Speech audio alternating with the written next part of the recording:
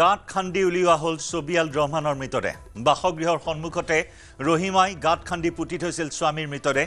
জেৰাত এই কথা স্বীকাৰ কৰিছে ৰহিমা খাতুনে। ৰহিমাৰ স্বীকাৰোক্তিৰ ভিত্তিত উদ্ধাৰ কৰা হয় ছবিয়ালৰ মৃতদেহ। যোৱা ২৬ তাৰিখে স্বামীক হত্যা কৰিছিল ৰহিমাই। প্ৰায় ৪ ফুট দ গাঁত খন্দাৰ পাছত উদ্ধাৰ কৰা হৈছে মৃতদেহ।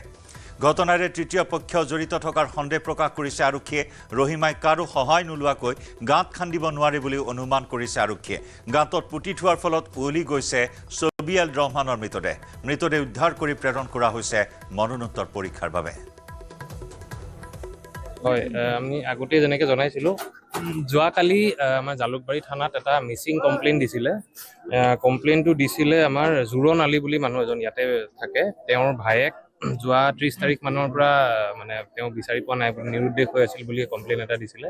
আমাৰ ইনভেষ্টিগেশ্যন ষ্টাৰ্ট হৈছিলে, কিন্তু আজি ৰাতিপুৱা প্ৰায় 10:30-11টামান বজাত তেখেতৰ ৱাইফ ৰহিমা খাতুন তেওঁ আমাৰ আউটপোষ্টত আহি পেলাই জনালে যে তেওঁৱে মানে তেওঁৰ হাজবেণ্ডক মাৰ্ডাৰ কৰিছে।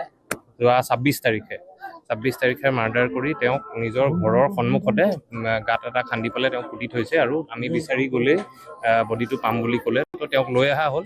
লৈ আহি পেলাই আমি আমাৰ গোটেই টেকনিকেলি ইনভেষ্টিগেট কৰিবলৈ ফৰেঞ্চিক টিম বা CID টিম আহি পেলাই আমি প্ৰপাৰলি চেক কৰিলোঁ গোটেই এৰিয়াটো, আৰু খান্দা হ'ল য'ত তেওঁ দেখাই দিছে ইয়াতে বডিটো আছে বুলি। প্ৰায় ৪ ফুটমান দ গাঁত খান্দিব লগা হ'ল আমাৰ, কাৰণে বহুত সময় লাগিলে। কিন্তু খান্দি পেলাই লাষ্টত বডিটো পাইছোঁ, আৰু সৰু মানে অলপ ডিকম্প'জ হৈ গৈছে, সেইকাৰণে ভালকৈ আমি ধৰিব পৰা নাই কি ধৰণে ইনজুৰি হৈছে। কিন্তু মানে ২৬ তাৰিখে মাৰ্ডাৰ হোৱা বুলি তেওঁ একচেপ্ট কৰিছে। এতিয়া ফাৰ্ডাৰ আমি পষ্টমৰ্টেম হ'ব যেতিয়া, আমি কাইলৈ তেতিয়াহে গম পাম কেনেকৈ একচুৱেল আৰু কি আছিলে, আৰু ফাৰ্ডাৰ ইণ্টাৰগেশ্যন চলিব। তেওঁৰ লগত আৰু ডেফিনেটলি আমি 100% ছাছপেক্ট কৰিছোঁ যে কাৰণ কোনোবা জড়িত হ'ব, কাৰণ ইমান ডাঙৰ এটা গাঁত, মানে প্ৰায় ৪ ফুট দ গাঁত এটা খান্দি পেলাই মানুহজনক পুতিবলৈ মাইকী মানুহ এগৰাকী অকলে কৰিব ডেফিনেটলি নোৱাৰিব। তো সেইটো কাৰণে তেওঁৰ লগত মানে একমপ্লিচ থাকিব ২-এজন। আমি সেইটো ইণ্টাৰগেট কৰিহে ওলাব। আমি ইনভেষ্টিগেশ্যন চলাই আছোঁ।